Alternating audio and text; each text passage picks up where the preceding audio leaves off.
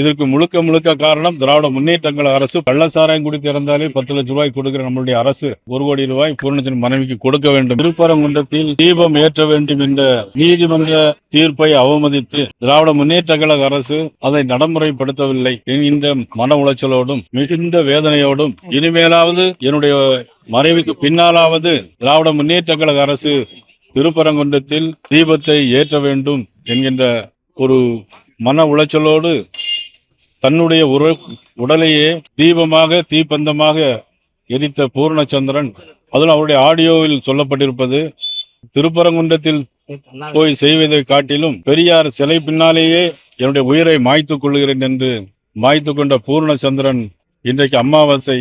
ஆனால் அந்த பூர்ணச்சந்திரன் இன்றைக்கு மறைந்திருக்கிறது. இதற்கு முழுக்க முழுக்க காரணம் திராவிட முன்னேற்ற கழக அரசு பொறுப்பேற்க வேண்டும். இனிமேலாவது திருப்பரங்குன்றத்தில் தீபம் ஏற்ற வேண்டும்.